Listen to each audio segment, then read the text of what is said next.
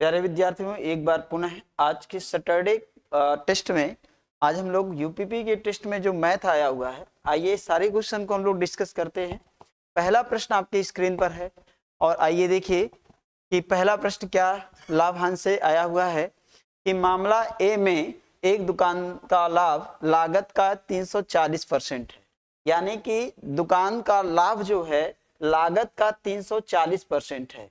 तो यहाँ पे यदि हम लोग इस सीपी को 100 मान ले तो प्रॉफिट 340 हो जाएगा। ठीक है, इसके बाद बढ़ते हैं आगे। मामला बी में यह लागत 32% बढ़ जाती है। मामला बी में यह लागत 32% क्या होती है? बढ़ जाती है, लेकिन विक्रय मूल्य स्थिर रहता है। लेकिन विक्रय मूल्य क्या रहता है? स्थिर रहता है।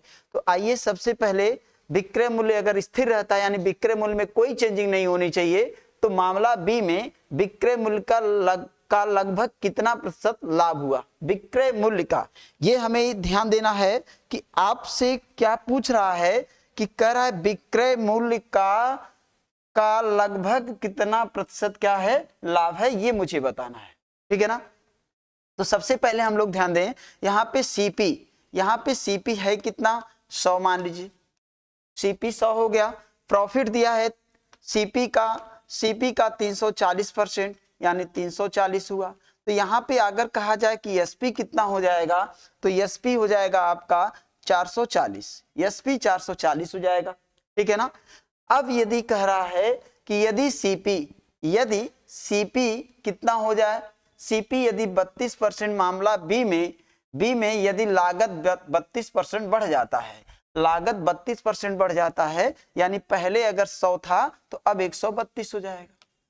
अब 132 हो जाएगा और 32% बढ़ जाए, लेकिन विक्रय मूल्य स्थिर रहता है, अर्थात विक्रय मूल्य में कोई परिवर्तन नहीं होना चाहिए। तो विक्रय मूल्य कितना है? 440 है ना। तो 440 रहेगा, इसमें कोई परिवर्तन नहीं करना है। तो अब देखिए, तो 132 से कितने का लाभ हुआ? तो 132 से 440 यानी प्लस हुआ 308 का, यानी 308 का लाभ हो जाएगा। ठीक है, 308 का लाभ हो जाएगा। लेकिन आपसे पूछ रहा है विक्रय मूल्य का लाभ कितना प्रतिशत होगा, ये आपसे पूछ रहा है। तो जो लाभ है आपका 308 है, विक्रय मूल्य कितना? 440 है, और गुने क्या हो जाएगा? 100 गुने 100। सॉल्व कर दीजिए, 0 से 0 कैंसिल, 11 चौक 44, 11 दूना 22, 11 बटे 88 है ना, कट जाएगा। ठीक है ना। और 4 से इसको हम काट देंगे कितनी बार में? 7 बार में। आपका आंसर होगा 7 गुने 10, आपका हो जाएगा 70%। इसका आंसर हो जाएगा 70%, इसका आंसर हो जाएगा आपका बी ऑप्शन इसके लिए सही हो जाएगा। बी ऑप्शन आपका राइट आंसर होगा। ठीक है ना। आइए चलते हैं हम लोग एक अगले प्रश्न पे। एक अगला प्रश्न आपके सामने है। ये क्या कह रहा है कि 1 से 80 तक की संख्याओं में कितने प्रतिशत संख्याओं में इकाई अंक 1 या 9 है? या तो 1 है या तो 9 है। कहां से कहां तक? 1 से 80 तक की बात कर रहा है। 1 से 80 तक की बात कर रहा है।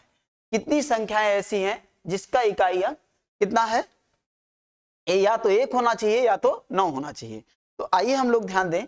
हम जानते हैं इकाई अंक अगर देखा जाए, एक अगर बात हो रही है तो यानी सबसे पहले 1 है, इसके बाद 11 है। ऐसी संख्या उठाइए 1 से 80 तक जिसका इकाई अंक 1 हो। तो पहले 1 है, फिर 11 में 1 है, 21 में 1 है ना। और इसी तरह से आप 71 तक चलेंगे तो सबका इकाई अंक क्या आएगा? 1 आएगा। 21 के बाद 31 के बाद 41 के बाद 51 के बाद 61 के बाद कितना हो जाएगा? 71। टोटल कितनी संख्याएं आ जाएंगी? 8 आ जाएंगी। अब फिर क्या होना चाहिए? या तो 1 हो या तो 9 हो। ठीक है ना। अब 9 वाले इकाई अंक को लेना है, तो इसमें कौन सी सीरीज चलेगी? 9 चलेगा, फिर 19 चलेगा, 29 चलेगा। तो इसका इकाई अंक 9 हो रहा है, 9 हो रहा है। ठीक है ना। इसी तरह से ये चलेगा आपका कहां तक? 79 तक। तो इन सभी संख्याओं का इकाई अंक कितना होगा? यानी 29 के बाद 39, 39 के बाद 49, 49 के बाद 59, 59 के बाद 69, 69 के बाद 79। इस तरह से 8 संख्याएं आपको यहां मिल जाएंगी। टोटल संख्याएं हो जाएंगी 8 8 16, 8 8 16 हो जाएंगी। तो 16 संख्या अगर आपका है और टोटल संख्या कितना है 80 गुने 100 गुने 100, 16 पंजे 80, 5 से डिवाइड करेंगे 20, इसका फाइनली उत्तर आएगा कितना परसेंट 20%। ठीक है ना। आइए इसका उत्तर 20%, आपका सी ऑप्शन इसका सही आंसर। ठीक है ना। आइए हम लोग एक अगले प्रश्न पे चलते हैं। एक अगला प्रश्न आपके सामने है। एक ट्रेन एक कार की तुलना में 50% तेजी से यात्रा कर सकती है। अर्थात एक ट्रेन की जो चाल है एक कार की चाल की तुलना में 50% ज्यादा है। ठीक है।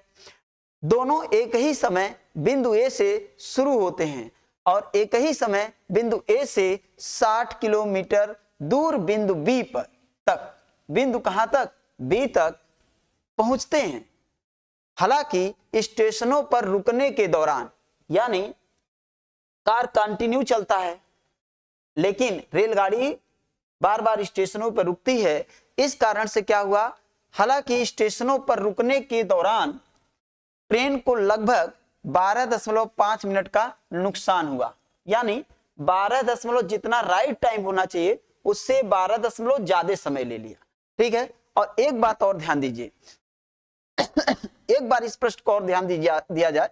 एक ट्रेन एक कार की तुलना में 50% तेजी से यात्रा कर सकती है। ठीक है। यानी आप कह सकते हैं अगर कार की चाल 100 है तो ट्रेन की जो चाल है वो 150 है। इसमें जो रेशियो आएगा 2:3 है। ठीक है। 2 रेशियो यानी 3, ट्रेन और कार की चाल में 3 रेशियो क्या हो जाएगा, 3:2 का रेशियो हो जाएगा। ठीक है। दोनों एक ही समय बिंदु ए से शुरू होते हैं और एक ही समय बिंदु ए से 60 किलोमीटर दूर बिंदु बी तक पहुंचते हैं।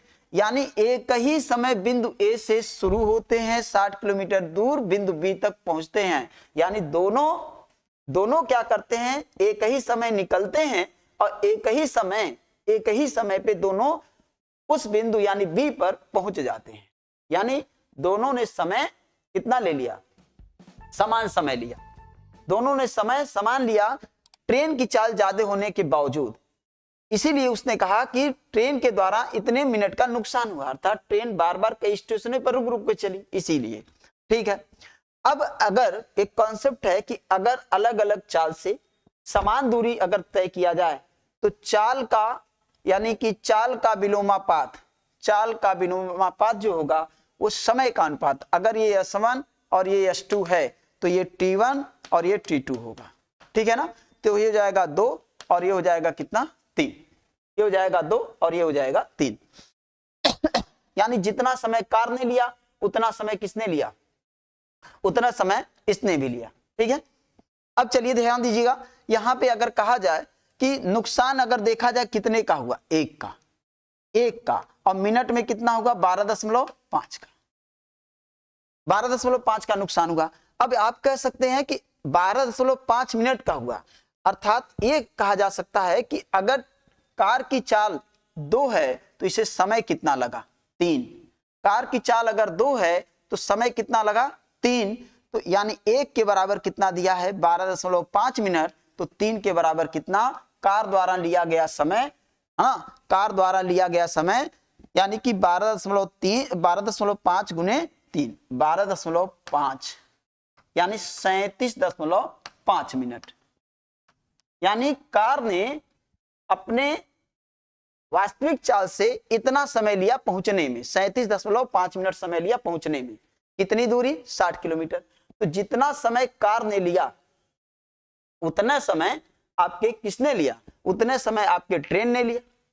तो उतने समय अगर ट्रेन ने लिया तो यानी ट्रेन की चाल क्या होगी ये आपसे पूछा है। तो इसे अगर हम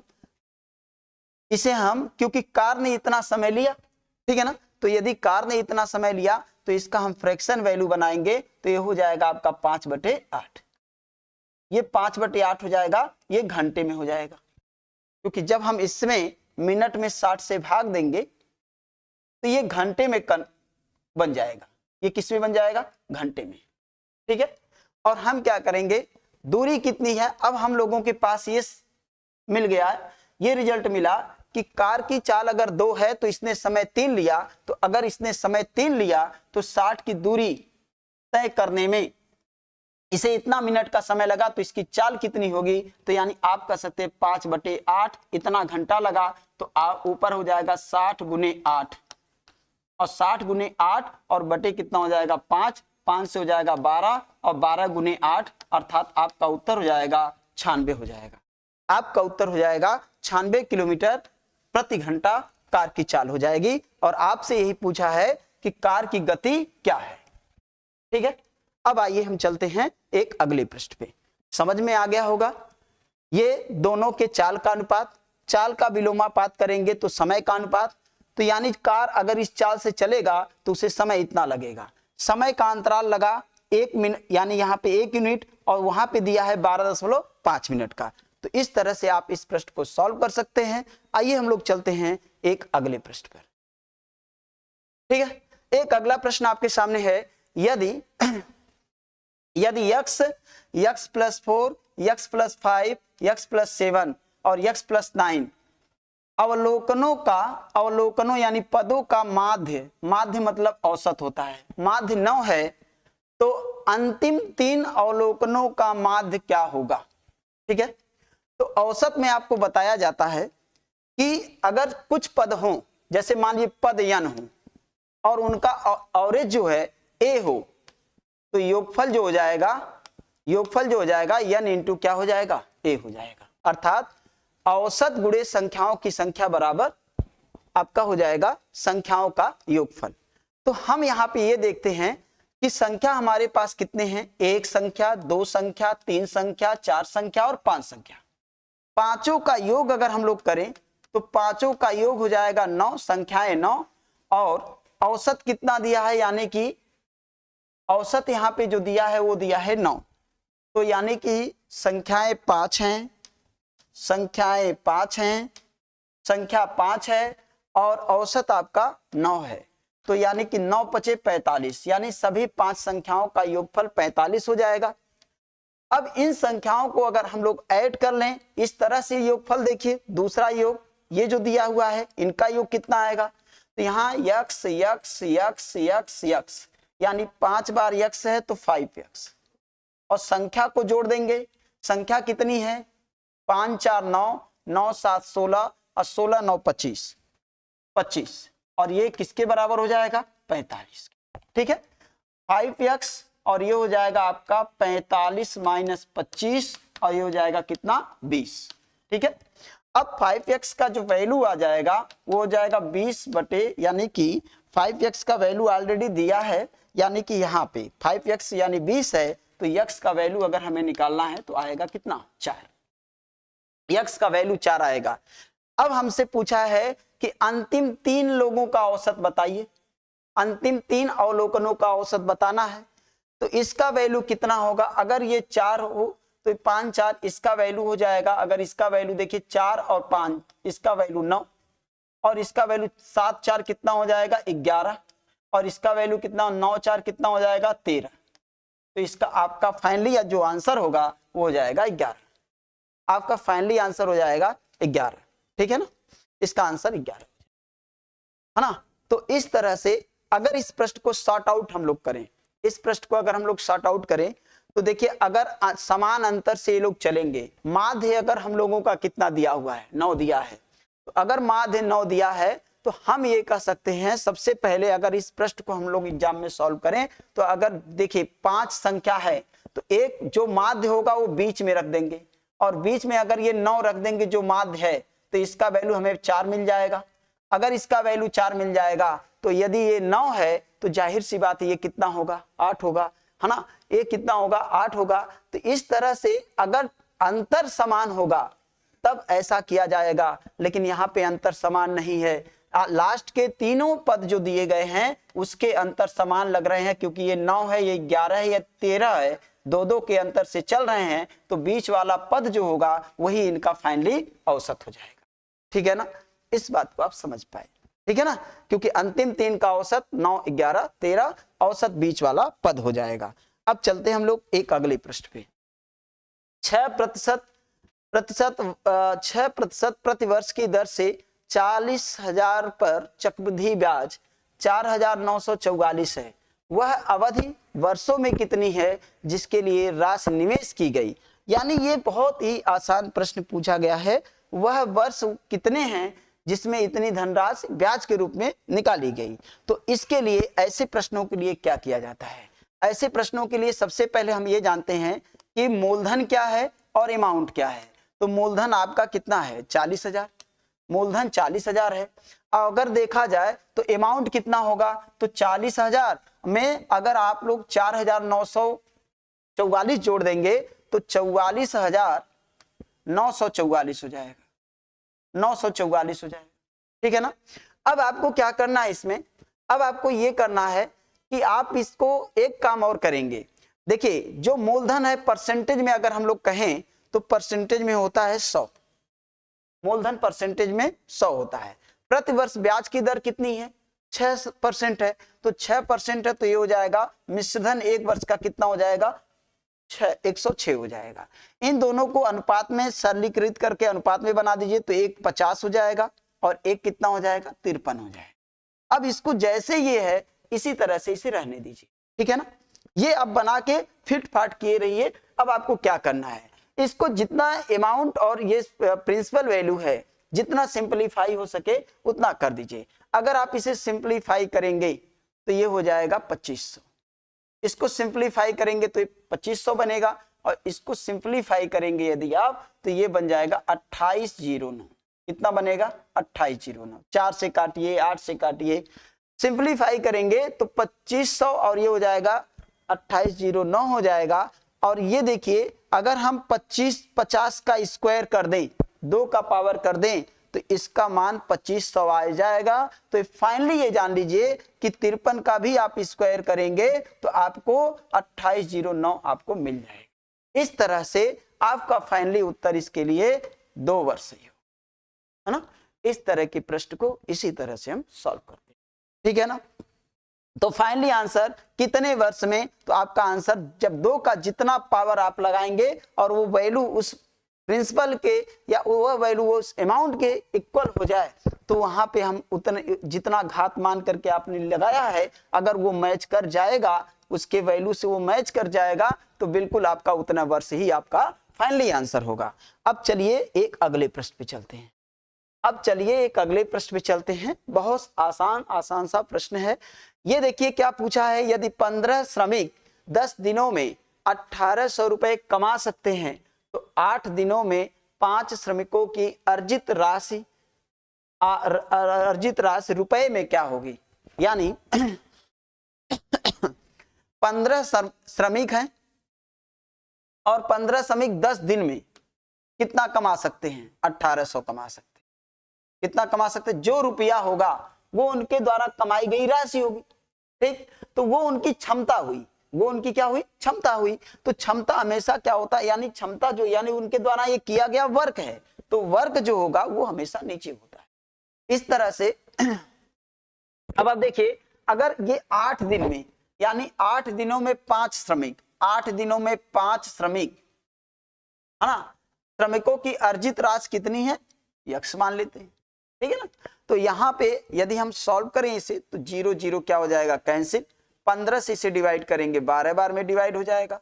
तो यक्स का जो वैल्यू आ जाएगा, यक्स का वैल्यू 12 गुने 8 पंजे 40, 12 चौक 48। आपका उत्तर हो जाएगा 480, जो कि ए ऑप्शन सही हो जाएगा। आपका फाइनली आंसर ए सही हो जाएगा। समझ पाए। आइए चलते हैं एक अगले प्रश्न पे। एक अगला प्रश्न आपके सामने है कि रमन ने 9 वर्ष के बाद साधारण ब्याज के रूप में 1,33,000 का भुगतान किया। उन्होंने पहले वर्ष 2 वर्ष के लिए 6% की दर से, अगले 3 वर्ष के लिए, यानी पहले 2 वर्ष के लिए 6%, ठीक है ना, अगले 3 वर्ष के लिए 9% और बाकी अवधि के लिए कितना 14%। यानी सबसे पहले जो डाटा ये दिया है पहले 2 वर्ष, ठीक है, अगले 3 वर्ष, इसके बाद बाकी अवधि तो बाकी अवधि का मतलब टोटल कितना होना चाहिए, 9 वर्ष होना चाहिए। 9 में पहले 2 वर्ष फिर 3 वर्ष, बचा कितना, 4 वर्ष। 4 वर्ष बचा। पहले 2 वर्ष के लिए ब्याज की दर क्या है, 6% है, 6% है। अगले 3 वर्ष के लिए ब्याज की दर क्या है, 9% है। और फिर क्या है, शेष बाकी अवधि के लिए ब्याज की दर कितनी है, 14 वर्ष है। ठीक है ना, ये सब ब्याज मिलेगा। तो ये हो जाएगा 6 दूना 12%, ये हो जाएगा 9 त्रिक 27%, और ये हो जाएगा 14 चौके 56%। अब इन सभी को हम ऐड करेंगे, 7 6 13 और 13 और 2 15, 5 हो जाएगा। और इसके बाद 5 2 7 और 7 1 8, है ना, 8 1 9, यानी 95% आपको एसआई मिला। एसआई कितना मिला, 95% एसआई मिला। उधार ली थी, यानी कि उसने ये कहा कि अवधि के लिए कुछ यहाँ पे रकम है, ये ध्यान देना है, ये रकम है, ध्यान देना है, ये रकम है। यहाँ रमक लिख दिया गया है, ठीक है। रकम वो है, रकम उधार ली गई थी, उसने कितने रकम उधार ली थी ये पूछा है। तो सबसे पहले एक बार फिर से समझिए, रमन ने 9 वर्ष के बाद साधारण ब्याज के रूप में इतना रुपया, साधारण ब्याज के रूप में इतना रुपया क्या किया, भुगतान किया था। तो ब्याज के रूप में परसेंटेज में कितना भुगतान किया, 95%। तो अगर 95% भुगतान किया तो आप ये कह सकते हैं कि प्रिंसिपल वैल्यू हम 100 मान लेते हैं, है ना। प्रिंसिपल वैल्यू यानी मूलधन हम 100 अगर मान लें और इतना उसने भुगतान किया ब्याज के रूप में, तो यानी 1,33,000 ये कितने के बराबर है, 95% के। और आपसे पूछ रहा है उसने कितने रकम उधार लिए थे, यानी कितना मूलधन उधार लिया था, उसे हम मानते हैं कितना, 100%। अब इसे हम सॉल्व कर लेते हैं। अगर इसे हम सॉल्व कर लें तो ये हो जाएगा 5 से 19 से कितनी बार में, 5 बार में। 19 से कितनी बार में, 19 से 7 बार में। 19 से 7 बार में कैंसिल हो जाएगा, तो यहां पे बनेगा कितना, 7000। फिर इसके बाद हम लोग 5 से इसको डिवाइड कर देंगे, तो 5 से अगर डिवाइड कर देंगे तो 1400 हो जाएगा। ये बन जाएगा आपका 1400, और 1400 डबल जीरो यानी 14 4 बार 0 होना चाहिए। तो ऐसा ऑप्शन कौन सा मैच करेगा, बिल्कुल आपका फाइनली आपका आंसर हो जाएगा। यहाँ पे देख लीजिए, 2 0 इसमें और 2 0 इसमें मल्टीप्लाई करना है, टोटल 1,40,000 फाइनली आंसर हो जाएगा। बहुत आसान सा प्रश्न साधारण ब्याज का था। आइए देखिए एक अगला प्रश्न देखिएगा। एक अगला प्रश्न है, ए बी और सी एक कार्यक्रम से 20, 40 और 80 दिनों में कर सकते हैं। यदि ए को बी और सी द्वारा हर तीसरे दिन सहायता प्रदान की जाती है तो ए कितने दिनों में कार्य कर सकता है। मतलब क्या होता है, ए बी सी अलग अलग अगर काम करते हैं तो ये लोग कोई 20 दिन में, यानी ये 20 दिन में कर पाएगा, बी 40 दिन में, और सी कितने दिन में, 80 दिन में कर सकता है। ठीक है, यदि ए को बी और सी द्वारा हर तीसरे दिन, इसका ध्यान देना है, हर तीसरे दिन सहायता ये लोग प्रदान करते हैं। पहले दूसरे दिन ये अकेले का अकेले काम करता है, तीसरा दिन जब आता है तो ये दोनों मिलकर काम करते हैं, फिर चौथे दिन ये फिर अकेले, पांचवें दिन फिर अकेले, और छठवें दिन फिर ये लोग दोनों लोग मिलकर के एक साथ काम करते हैं। इसी तरह से हर तीसरे दिन ये लोग काम करते रहते हैं। आइए ऐसे प्रश्न को हम कैसे बनाएं, जब अल्टरनेट डे में यानी अंतराल दिनों में ये काम करते हैं। तो चलिए सबसे पहले ए कितने दिन में काम कर सकता है, 20, बी कितने दिनों में, 40, सी कितने दिनों में, 80। तो संपूर्ण काम कितना है, तो जब भी एलसीएम को ही हम संपूर्ण काम मानेंगे, तो एलसीएम को अगर हम संपूर्ण काम मानेंगे तो जो संख्या सबसे बड़ी हो, अगर वो संख्या बाकी अन्य संख्याओं से कट जाए तो वो एलसीएम होता है, इसका भी हमें ध्यान रखना होता है। तो यहाँ पे हम सबसे पहले क्या करेंगे, एलसीएम लेंगे, यानी संपूर्ण काम कितना है, 80। अगर 80 काम है और ये 80 कर सकता है तो इसकी क्षमता कितनी है, 80 दिन में करेगा तो इसकी क्षमता कितनी है, एक दिन में 1 काम करेगा। ये कितना करेगा, एक दिन में 2 काम करेगा। ये कितना करेगा, एक दिन में 4 काम करेगा। ठीक है, अब सबसे पहले हम एक सीक्वेंस बनाते हैं, पहले दिन ए करेगा, दूसरे दिन ए करेगा, पहले दिन ए करेगा, दूसरे दिन ए करेगा, और तीसरे दिन क्या करेगा, ए भी करेगा, बी भी करेगा और सी भी करेगा, क्योंकि तीसरे दिन ये लोग मिलकर। ठीक है। तो इस तरह से अगर हम लोग देखें तो पहले दिन ए कितना करेगा 4, दूसरे दिन ए कितना करेगा 4, और तीसरे दिन भी ए करेगा 4, चौथे दिन बी भी करने लगेगा तो बी कितना करेगा 2, सी भी करने लगेगा कितना करेगा 1। टोटल 4 तिया 12, 3 कितना, टोटल काम कितना हो गया, टोटल काम हो गया आपका 15, टोटल काम 15 हो गया। कितने दिन में, 3 दिन में। तो आप ये कह सकते हैं 3 के बराबर, यानी 3 दिन का काम, 3 दिन में कितना काम करते हैं, 15 काम करते हैं। तो 15 काम करते हैं, अगर इसी तरह से 15 काम करें तो इतनी बार ये आप इतना चक्र चलाइए, इतना स्टेप लेके चलिए, मल्टीप्लाई करिए कि 80 से ज्यादा नहीं होना चाहिए। 15 में इतने का गुणा करना है आपको कि 80 से ज्यादा नहीं होना चाहिए, कम भले हो जाए, बराबर भले हो जाए। तो आप ऐसा सीधा कह सकते हैं कि 80 में हम 15 से भाग दें, तो 80 में 15 से भाग देंगे, कई बार भाग जाएगा, 5 बार। तो बिल्कुल, तो यानी अगर हम लोग 5 बार मल्टीप्लाई कर दें तो 75 का, तो 75, तो 3 का यहाँ पे 5, अगर हम लोग यहाँ पे 5 का मल्टीप्लाई तो यहाँ भी 5 का मल्टीप्लाई, तो 5 तिया 15। अब यहाँ पे 15 दिन का काम हो गया कितना, 75। 15 दिन में 75 काम हो गया। अब देखा जाए तो शेष काम, अगर मैं कहूँ शेष काम, तो शेष काम आपका बचा कितना भाई, 80 काम था, 75 काम तो हो ही गया। तो अगर 75 काम हो गया तो शेष कितना काम बचा है, 5। अब 3 दिन में हर तीसरे दिन के हिसाब से अगर एक कितने स्टेप में काम हो गया, अगर देखा जाए तो 5 स्टेप में काम हुआ, तो 5 स्टेप में हुआ। अब 16वें दिन का काम कौन करेगा, 15 दिन का काम हो गया, तो 15वें दिन का काम तीनों मिलकर किए। अब 16वें दिन का ए अकेले करेगा।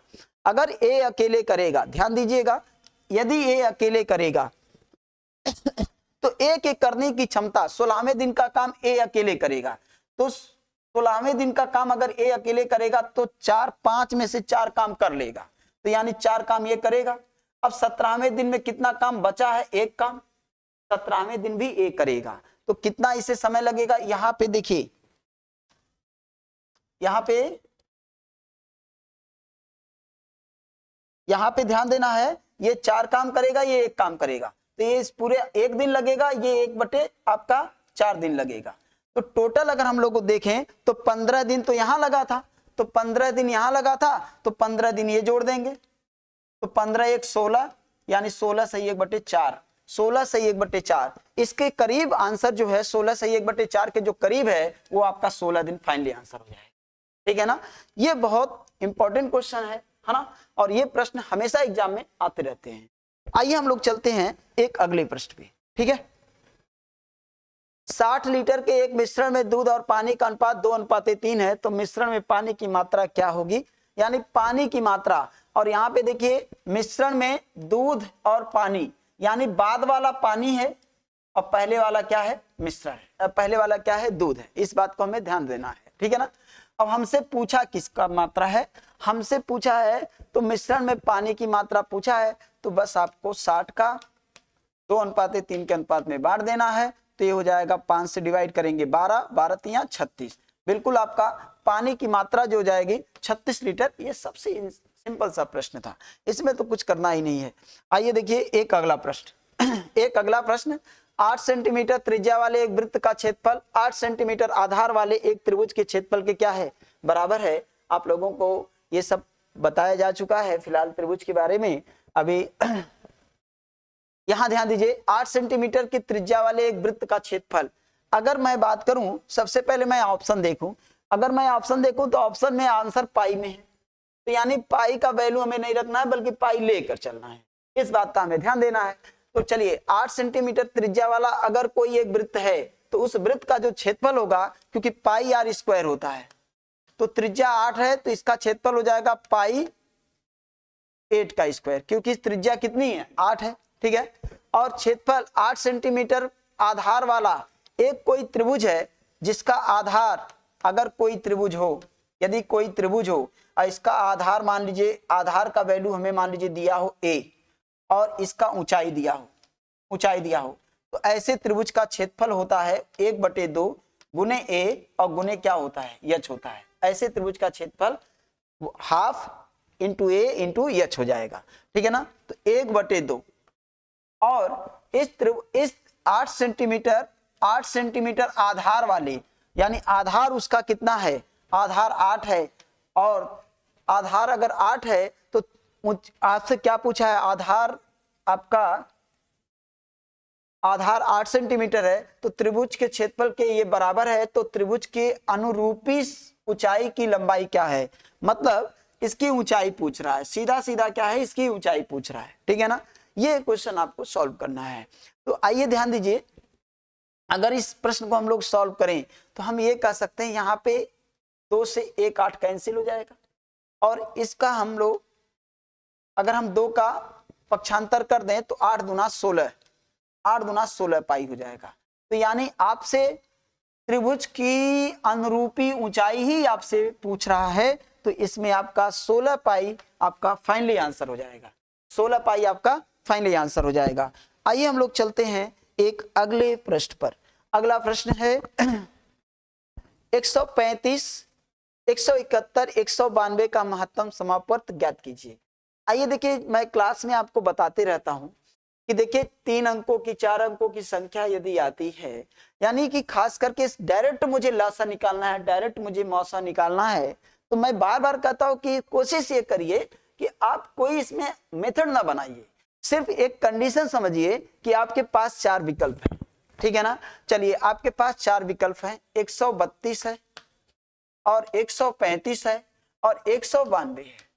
तो सबसे पहले अगर ये लोग हैं तो आपसे कह रहा है कि इनका महत्तम समापवर्त बताइए। महत्तम समापवर्त ऐसा वैल्यू बताना है जो इन तीनों को क्या करे, डिवाइड करते। तो इन तीनों को डिवाइड करे, तो मैंने आपसे बताया है कि सबसे छोट ऐसे 2 वैल्यू उठाइए इसमें से जो एक दूसरे के एकदम निकटतम हो। तो आप बोलेंगे 3 यानी 132 और 171 है, ठीक ठीक 171 है, सो मैंने देखा नहीं, 132, 135 और 192, 35 फिर आ रहा है भाई, बार बार यही 35 आ जा रहा है, ठीक है।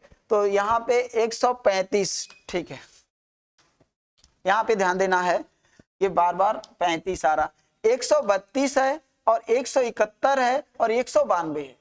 तो मैंने आपसे बताया है, क्लास में मैं बार बार कहता हूं कि एचसीएफ निकालना है, तो ऐसे 2 वैल्यू कोई खोजो आप जो एक दूसरे के एकदम निकटतम हो। तो आप बोलोगे कि 132, 171, अगर ये देखा था इनमें ज्यादा डिस्टेंस है, 171, 192 में डिस्टेंस कितने का है, 21 का है। तो सीधा मैटर है कि अगर 21 से बात करें, अगर हम लोग, क्या 21 से ये डिवाइड है, 21 से ये डिवाइड होगा, क्या ये डिवाइड होगा, 21 से ये नहीं डिवाइड है। तो अगर ये नहीं है तो एचसीएफ जो होता है वो सभी को डिवाइड करता है। तो 21 का फैक्टर कौन होगा, 21 का फैक्टर एक 7 है और एक 3 भी है। तो 7, अगर मैं 7 से बात करूं तो क्या ये 7 से डिवाइड होगा, बिल्कुल 7 से डिवाइड नहीं होगा, तो इसलिए ये कैंसिल हो जाएगा, 3 से होगा, बिल्कुल आपका आंसर 3 हो जाएगा। मैंने आपको इस तरह से बताया है एचसीएफ निकालना, ठीक है। आइए, तो इस तरह से क्लास की सारी चीजें आपको अगर क्लियर हैं तो बिल्कुल आप इस क्वेश्चन के लिए पेन नहीं चला सकते हैं, ठीक है ना। आइए हम लोग चलते हैं एक अगले प्रश्न पे, ठीक है। एक अगला प्रश्न है, एक व्यक्ति ने अपने पुराने टाइपराइटर को 4500 रुपए में बेचने की योजना बनाई। मतलब एक व्यक्ति है, वो अपने पुराने टाइपराइटर को 4500 रुपए में बेचने का योजना बनाया, जिस पर उसे 10% की हानि होगी। मतलब अगर वो 4500 में बेचेगा तो 10% की हानि होगी, ठीक है। 20% लाभ प्राप्त करने के लिए उसे इसे कितने रुपए में बेचना चाहिए, मतलब कितने रुपए में बेचे जिससे 20% का लाभ। आप ये कह सकते हैं कि सीधा फंडा है कि भाई 100% सीपी है, अगर 10% का लॉस हो रहा है तो 90% पे बिक रहा है। तो ये जो 4500 है पहले 90 पर सीपी के 90% पे बिक रहा है। अब वो कह रहा है कि अगर 20% का प्रॉफिट कमाना चाहे तो यानी 120% का वैल्यू आपसे पूछ रहा है, ठीक है। ये सारी चीजें आपको पता है। तो 0 से 0 कैंसिल, 9 पचे 45, 50 है ना, और 12 और इनका मल्टीप्लाई, तो 6000 इसका फाइनली आंसर होना चाहिए, जो कि विकल्प नंबर ए सही हो जाएगा, ठीक है ना। आइए देखिए एक अगले प्रश्न में हम लोग चलते हैं। रवि और सुमित का वेतन 2:3 के अनुपात में है। यदि प्रत्येक के वेतन में 3000 की वृद्धि हुई है तो नया अनुपात 35:50 हो जाता है। सुमित का नया वेतन क्या है। आइए इस प्रश्न को अगर देखा जाए, हालांकि ये लगाया जा सकता है, बहुत सारे तरीके इसके हो सकते हैं, लेकिन सबसे पहले हम आपको ऑप्शन से बता देते हैं कि इसके ऑप्शन के कैसे खत्म कर दीजिए। देखिए यहाँ पे दिया है कि रवि और सुमित में जो अनुपात दिया है, ऑलरेडी दिया है यहाँ पे 2 और 3 का है, 2 और 3 का है, और लास्ट में आपसे सुमित का पूछा है। इस बात का आपको ध्यान देना चाहिए, ठीक है ना। सुमित का अगर पूछा है तो सुमित का यहाँ पे अनुपात 3 है, तो 3 से जो भी सुमित का होगा वो 3 से जरूर डिवाइड होगा, तो 3 से जितने ऑप्शन में है सब डिवाइड। लेकिन इस बात का हमें ध्यान देना है कि वृद्धि के बाद जब 3-3 हजार का वृद्धि किया जाता है तो एक का 35 हो जाता है, एक का 50, अगर सिंप्लीफाई करिए तो 7:10 हो जाता है। यानी अगर प्रत्येक का 3-3 हजार वृद्धि किया जाता है तो रवि 7 अनुपात में हो जाता है और सुमित 10 अनुपात में हो जाता है। तो इस बात को मानते हुए हम लोग पहले ऑप्शन को अगर उठाएंगे तो यहाँ पे अगर सुमित का 3 है तो 3 के बराबर 18,000, तो 2 के बराबर कितना हो जाएगा 12,000, और 3,000 अगर हम बढ़ा देंगे तो रवि का वेतन 15,000 हो जाएगा। 12 से 15 जो कि 7 से बाद में डिवाइड होना चाहिए, नहीं है, पहला ऑप्शन गलत। यही काम हम इसमें करेंगे। 3 के बराबर 21,000, 7 तो 1 के बराबर 7, तो 2 के बराबर 14,000। 3,000 अगर ऐड कर दें तो रवि का वेतन 7 अनुपात में हो जाता है, तो 3,000 वृद्धि किए तो 14 3 17, 17 जो कि 7 से डिवाइड नहीं है, बी ऑप्शन कट गया। इस तरह से इसमें आइए देखिए 30,000 है, अगर सुमित का 30 है तो अनुपात कितना है 3 है, तो 3 के बराबर 30, तो 1 के बराबर 10, तो 2 के बराबर कितना 20 हो जाएगा। अगर 3,000 हम लोग बढ़ा देते हैं, 3-3 हजार दोनों का बढ़ाते हैं तो 23 होगा, और यदि 23 होगा तो रवि का बाद में अनुपात 7 होगा, और 23 जो है 7 से नहीं कटेगा, इसलिए सी ऑप्शन भी क्या होगा गलत होगा। 3 ऑप्शन कट जाए तो चौथे को चेक नहीं करना चाहिए और है ना लगा देना चाहिए, और बिल्कुल ये सही होगा। समझ पाए? देख लीजिए 3 के बराबर 27,000, तो 1 के बराबर 9, तो 2 के बराबर 18,000, और 3,000 प्लस करेंगे तो 18 2 21 जो कि 7 से डिवाइड होगा, इसलिए ये सही हो जाए। ठीक है, लगा भी सकते हैं ऐसे क्वेश्चन को, ऑप्शन से खत्म कर दीजिए। आइए चलते हैं एक अगले प्रश्न पर। एक अगला प्रश्न आपके सामने है, कह रहा है कि 8.65 माइनस ब्रैकेट में 4 प्लस ये सब दिया हुआ है, आपको क्या करना है ध्यान दीजिए। सबसे पहले यहाँ पे देखिए क्या है कि ब्रैकेट में भी ब्रैकेट है, तो क्या करना है, सबसे पहले यहाँ पे देखिए 2.3 और 3.5 के बीच में का कंडीशन है, तो का है, अगर इसका हम मल्टीप्लाई करेंगे तो 8.05 हो जाएगा, 8.05 हो जाएगा। और इसके बाद हम लोग यदि इनको, क्योंकि माइनस है और इसमें से इसको घटाएंगे तो 0.75 हो जाए, 0.75 हो जाए। अब देखिए इस ब्रैकेट के साथ यहाँ पे का लगा हुआ है, अर्थात इस पूरे ब्रैकेट का जो वैल्यू आया वो आया 0.75, और ब्रैकेट के साथ अगर का लगा है तो मल्टीप्लाई होगा किसके साथ 0.5 के साथ। अगर इन दोनों का मल्टीप्लाई हो जाए तो 0.375 हो, 375 हो जाएगा। अब इसको क्या करना है, अब इसमें क्या करना है, यहाँ पे 0.5 के पहले यहाँ पे प्लस दिया, अब इसमें प्लस करना है कितना 4, अगर 4 ऐड कर देंगे आप तो ये फाइनली रूप से 4.375 हो जाएगा।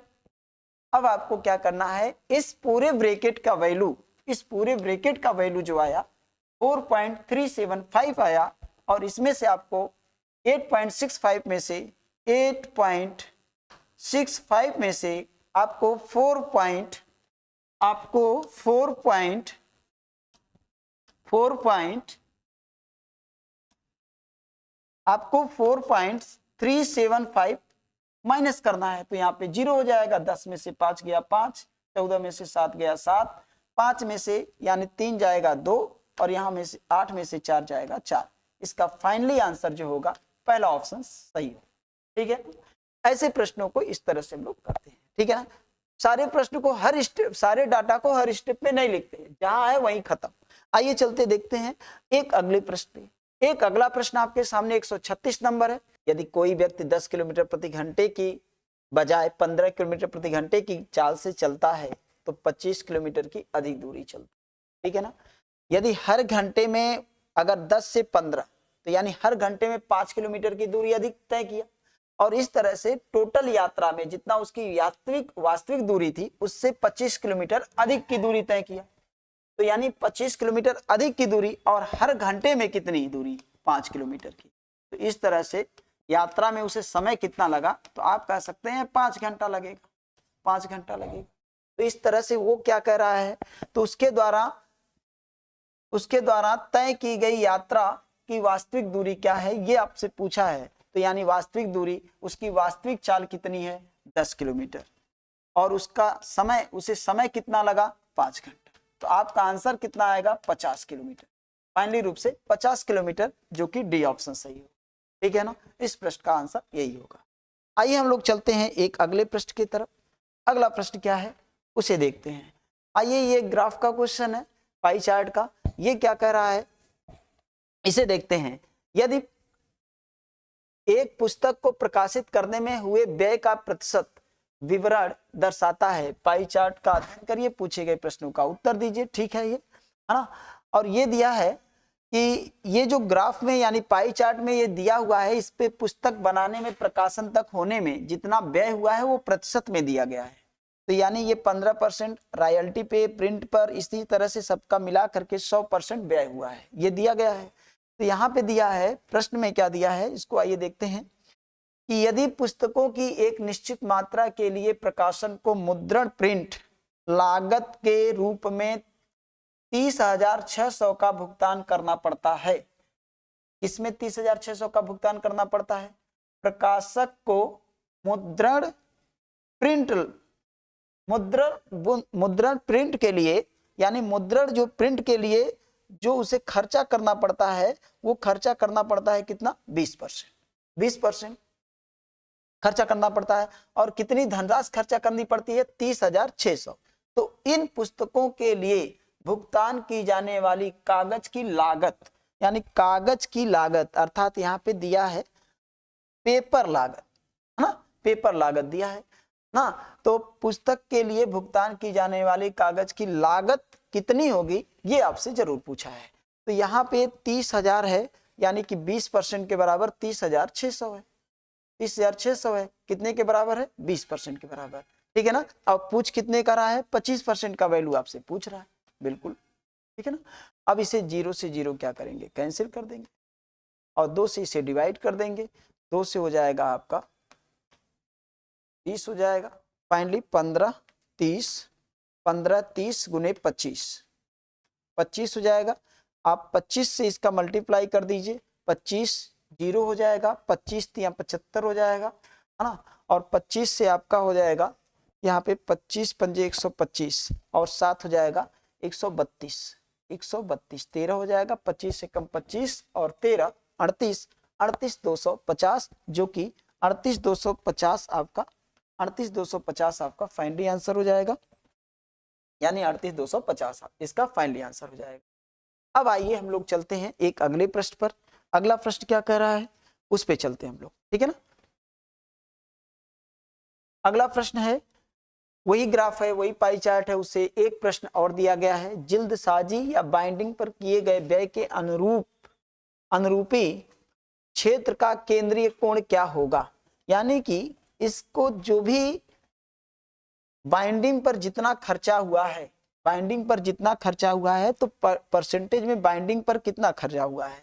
बाइंडिंग या जिल्दसाजी एक ही होता है, यानी कि 20%।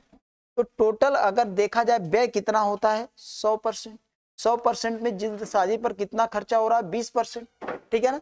अब अगर टोटल वृत्त का डिग्री में वैल्यू पूछा जाए तो कितना होगा, 360 होगा। 300 कितना होगा, 60 होगा। तो 0 से 0 क्या होगा, कैंसिल होगा। 36 दूना 72, 720 हो बटे 10। यहाँ पे 0 से हम लोग काट दिए होते तब भी काम हो जाता। 0 से 0 यहाँ पे कैंसिल, 36 दूना 72। फाइनली रूप से आपका आंसर हो जाएगा 72 डिग्री। इसका उत्तर हो जाएगा फाइनली रूप से 72 डिग्री। ठीक है ना। तो केंद्रीय कोण क्या होगा, केंद्रीय कोण क्या होगा, ये जितना दिया है 900, ये 480, ये 720, ये 700, ये सब डिग्री में है। यहाँ पे गलती हो गई है, यहाँ पे 720 यानी 72 डिग्री होना चाहिए, यहाँ पे 72 डिग्री होनी चाहिए। यानी कि ये आपका आंसर हो जाएगा सी ऑप्शन, ये डिग्री में है, न कि ये 900 या 480 है, इस तरह की संख्या नहीं है, ये 72 डिग्री के रूप में है। अब चलिए एक चलते हैं एक अगले प्रश्न पर। अगला प्रश्न एक और भी ग्राफ का ही है, वो देखिए क्या दिया है। दिया है कि तालिका का अध्ययन कीजिए और आर का मूल्य ज्ञात कीजिए। ठीक है, क्या दिया है आर का मूल्य? पहले वस्तुएं क्या क्या है, 1 2 3 4। ठीक है, लागत मूल्य क्या है 12,600। अंकित मूल्य क्या है, तो यहाँ पे हमें आर का वैल्यू बताना है, आर का मूल्य ज्ञात कीजिए। चलिए ध्यान दीजिएगा, लागत मूल्य कितना दिया है यहाँ पे, लागत मूल्य 12,600। अंकित मूल्य कितना है, तो अंकित मूल्य दिया है प्लस कितना 20%। इसका मतलब है कि लागत मूल्य से 20% अधिक। ठीक है, लागत मूल्य से 20% अधिक, फिर छूट दिया जाता है। तो हम एक कॉन्सेप्ट जानते हैं छूट के मामले में कि सबसे पहले वस्तु खरीदा जाता है, यानी उसे बोला जाता है 100% खरीदा जाता है। तो सबसे पहले अगर वस्तु खरीदा जाता है, उसके बाद फिर लागत मूल्य अंकित किया जाता है, जिसे हम कहते हैं कि अंकित मूल्य, इसे हम कहते हैं अंकित मूल्य। फिर छूट देकर के वस्तु बेचा जाता है, छूट दिया जाता है, वस्तु बेचा जाता है। ठीक है ना, तो सबसे पहले हम मान लेते हैं सीपी को 100 मान लेते हैं, 20% ज्यादा करके लागत मूल्य अंकित मूल्य अंकित किया गया तो 120, और फिर यहां से क्या हुआ 10% का छूट। तो छूट हमेशा अंकित मूल्य से मिलता है, यानी जितना मूल्य प्रदर्शित किया जाता है उस पे 10% का छूट दिया गया। तो अगर 10% का छूट दिया गया यानी -10%, तो 10% का मतलब 12 होता है। अगर 12 कम कर देंगे तो वस्तु बिक गया कितने में, 108 में। ठीक है, विक्रय मूल्य, विक्रय मूल्य यहाँ पे दिया है कि विक्रय मूल्य यहाँ से पूछा है कि आर का विक्रय मूल्य, आर का मूल्य पूछा है, इस बात का ध्यान देना चाहिए। तो ये जो यहाँ पे दिया गया है आर का वैल्यू, ये बताना है कि आर का वैल्यू क्या होगा, यानी कि आर जो दर्शाता है वो लाभ या हानि, ये बता रहा है कि लाभ होगा कि हानि। तो यदि मैं देख रहा हूं तो वस्तु खरीदा गया था 100 में और फाइनली रूप से बेचा गया 108 में, तो यानी कि यहाँ पे 8% का क्या होगा, 8% का यहाँ पे प्रॉफिट होगा, क्योंकि 8% क्रय मूल्य से ज्यादा है। तो बिल्कुल आपका आंसर क्या हो जाएगा, सी ऑप्शन सही हो जाएगा। इस बात का ध्यान रखिए आप, यहाँ पे रियल वैल्यू दिया है, फिर भी लाभ प्रतिशत हानि प्रतिशत अनुपात के लिए कोई जरूरी नहीं कि आप रियल वैल्यू लीजिए तभी आंसर आए, है ना। आप कुछ भी मान करके आप सॉल्व कर सकते हैं, आंसर में कोई बदलाव नहीं होगा, बिल्कुल सी ऑप्शन इसका सही हो जाएगा। ठीक है ना, आइए चलिए देखते हैं एक अगले प्रश्न को। अगला प्रश्न है, वह सबसे बड़ी संख्या ज्ञात कीजिए जिसके द्वारा 47, 95, 187 को विभाजित करने पर प्रत्येक मामले में समान शेष रहे। ध्यान दीजिए, किससे किससे विभाजित करना है, 47 से विभाजित करना है, 95 से विभाजित करना है और 187 से विभाजित किया जाएगा। तो शेष जो बचेगा हमेशा समान शेष रहेगा, पर शेष कितना रहेगा ये पता नहीं है। ऐसे प्रश्नों के लिए क्या करना होता है, ऐसे प्रश्नों के लिए सबसे पहले क्या करना होता है, इन दोनों का ऐसी दो संख्या इसमें लीजिए जिनका डिफरेंस सबसे कम है, या तो सबका डिफरेंस ले सकते हैं, कोई दिक्कत नहीं है। चलिए इसका अगर हम लोग डिफरेंस ले लेते हैं तो 15, यहाँ पे 8 आ जाएगा और यहाँ पे 8 में से 4 गया, ये इसका डिफरेंस 48 आ गया। अगर इसका डिफरेंस हम लोग ले लें तो इसका डिफरेंस यदि हम लोग ले लेते हैं तो 95 यानी कि 87, और इसे 95 पे हमें बताना है। ठीक है ना, तो 95 अगर कम करना है तो यानी ये हो जाएगा फाइनली रूप से 92, ये 92 हो जाएगा, समझ गए, ये 92 हो जाएगा। और यदि इनको देखा जाए तो इनका दोनों का डिफरेंस 140 हो जाएगा। अब मेरे पास जो डाटा है 140 है, 48 है और यहाँ पे क्या है 92, बात समझ में आ गई, 92 है। अब ऐसा दो डाटा इसमें लीजिए जो इसका डिफरेंस कम है, या तो देखिए आपके सामने क्या क्या है, ये 13 है, ये 4 है, ये 9 है, ये 7 है। इन तीनों का जो एचसीएफ आएगा, इन तीनों का एचसीएफ निकालना है, एचसीएफ निकाल लीजिए। एचसीएफ जो आता है तीनों को डिवाइड करता है, क्या 13 से 140 डिवाइड होगा, नहीं होगा। क्या 4 से होगा, बिल्कुल होगा। क्या 9 से कोई इसमें से डिवाइड होगा, 9 से तो कोई नहीं डिवाइड होगा। क्या 7 से कोई डिवाइड होगा, ये भी नहीं होगा। तो आपका आंसर क्या होगा, बिल्कुल 4 होगा। ठीक है ना, कोई जरूरी नहीं कि जब तक हम एलसीएम निकाल नहीं देंगे मेथड से तब तक का आंसर नहीं होगा, हो ही नहीं सकता। ऑप्शन देखते जाइए, आंसर लगाते जाइए, लेकिन जब आपका कॉन्सेप्ट क्लियर होगा तब। आइए देखिए एक अगला प्रश्न। अगला प्रश्न आपके सामने है कि एक परिवार में 2 दादा दादी, 3 माता पिता और 4 पोते पोतियां दादा दादी की औसत आयु 65 वर्ष है, माता पिता की औसत आयु 32 वर्ष है, पोते पोतियों की औसत आयु 8 वर्ष है। परिवार की औसत आयु क्या है, ये आपसे पूछा है। आइए इसके लिए ध्यान दीजिए, इसके लिए ध्यान दीजिए, आपको ये पूछा है कि पूरे परिवार का औसत आयु क्या है, ऐसे प्रश्न। तो यहाँ पे अगर एक परिवार में दो दादा दादी अगर देखा जाए तो कितने हैं, दादा दादी, यहाँ पे दादा दादी 2 हो गए, दादा दादी 2, और 3 माता पिता 3 सदस्य, और पिता और 4 पोते पोती, 4 पोते पोती, ठीक है ना।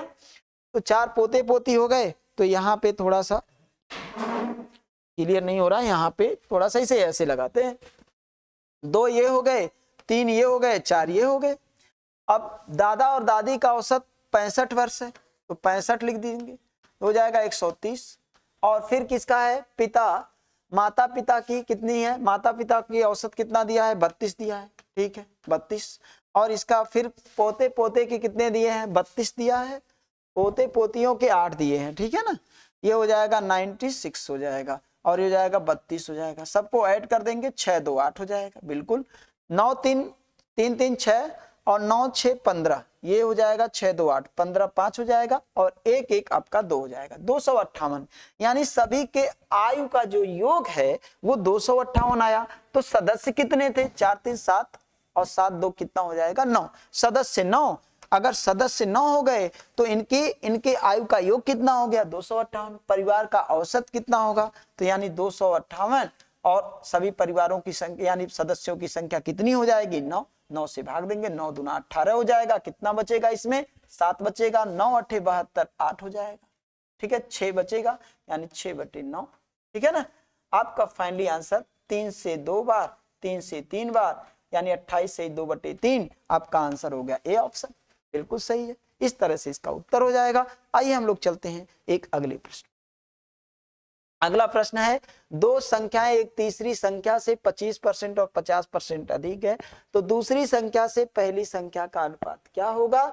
यानी इसके कहने का मतलब दो संख्याएं हैं, ठीक है, तीसरी संख्या से, दो संख्याएं हैं तीसरी संख्या से, यानी ये पहली संख्या, ये दूसरी संख्या और ये तीसरी संख्या, दोनों की तुलना, ध्यान दीजिएगा, दोनों की तुलना किससे हुई है, इन दोनों की तुलना तीसरी से हुई है। तो जिससे तुलना होगा उसे 100 मान लीजिए।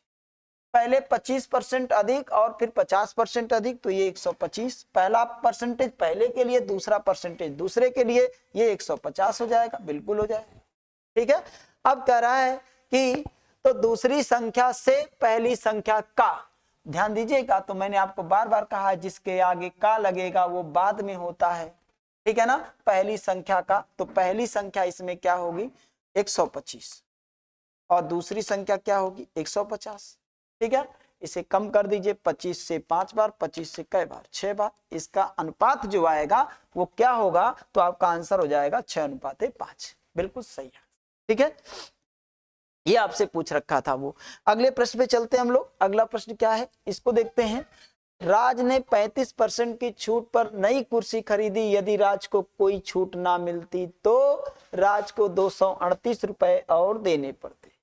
समझ रहे हैं, अगर वो 35 छूट न दिया होता तो 35% का वैल्यू जो छूट न दिया होता वो तो देना पड़ता। कितना देना पड़ता, कितना देना पड़ता, 238 देना पड़ता।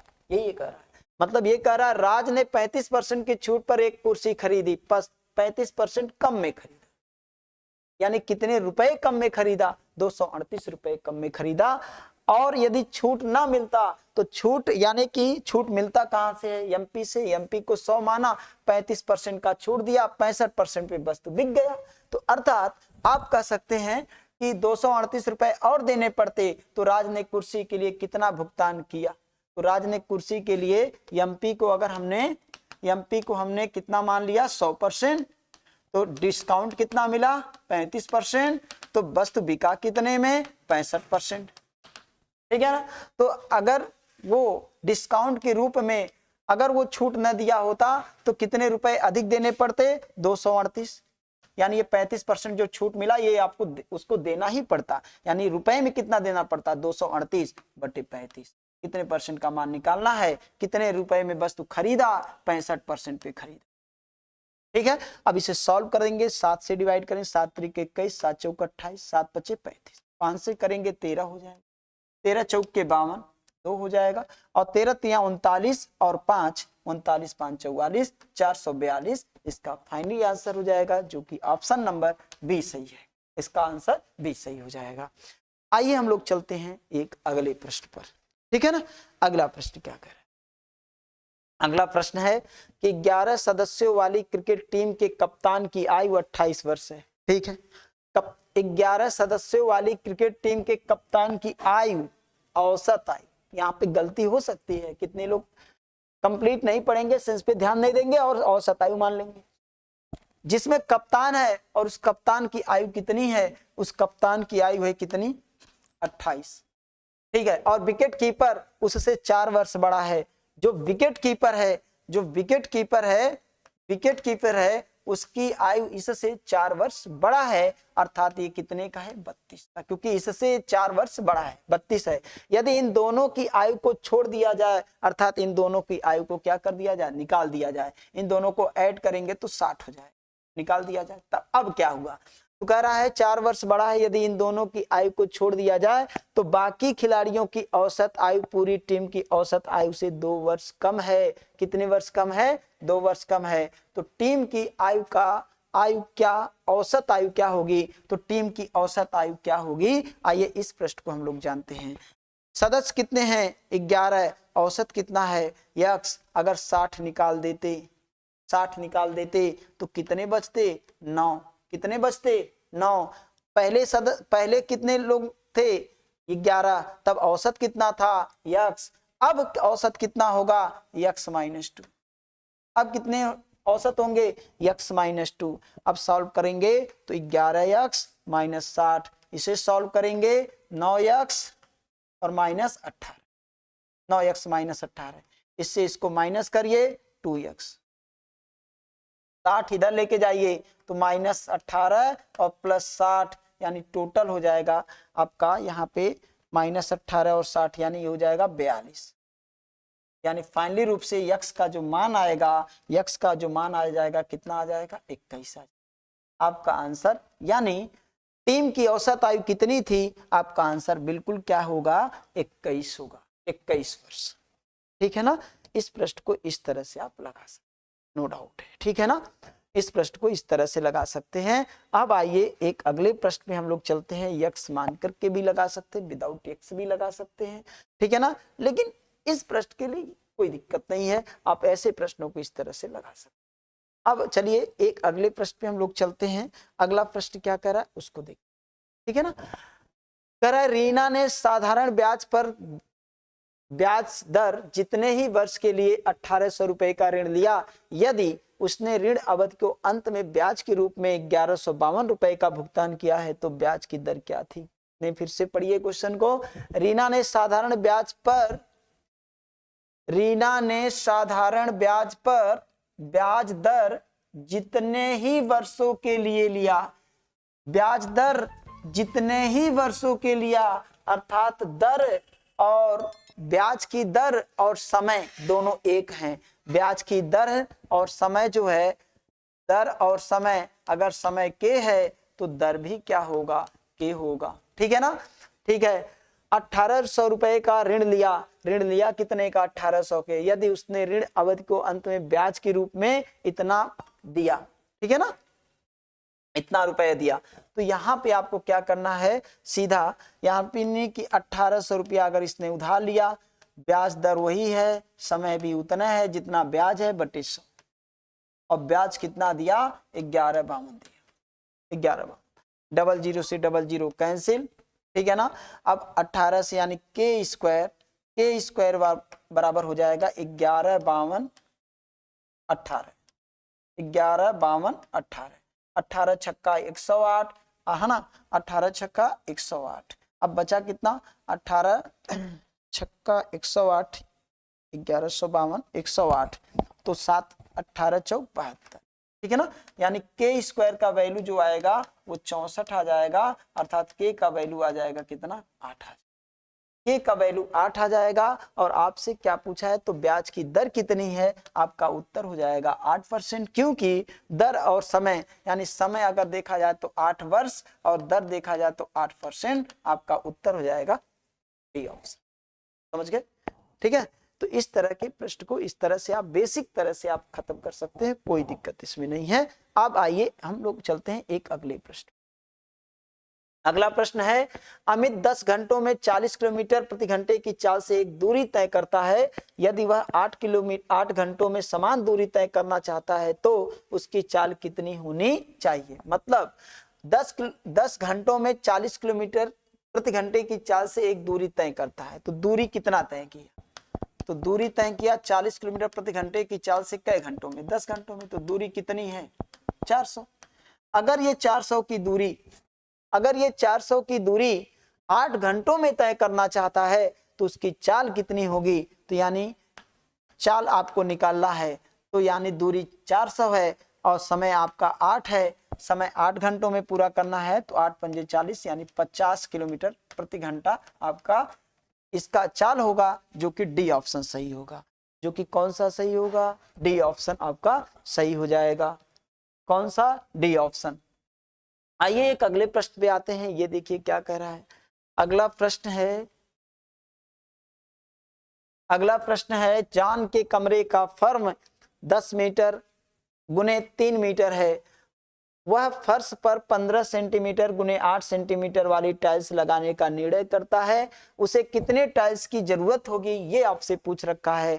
तो सबसे पहले ध्यान दीजिए कि ये मीटर में है और ये सेंटीमीटर में है, तो मीटर को सेंटीमीटर में, तो यहाँ पे हम क्या करेंगे, जो फर्श है तो फर्श का उसकी लंबाई और चौड़ाई यहाँ पे दिया कितना, 10 गुने कितना दिया है, 3 दिया है, तो ये फर्श का क्षेत्रफल हो जाएगा।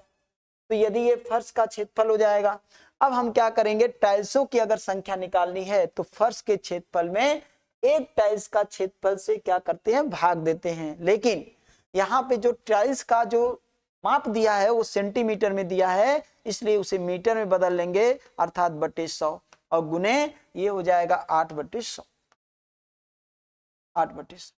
अब इसे हम लोग सॉल्व कर देंगे, यानी 100 गुने 10 गुने 3 गुने 100 और बटे 15 गुने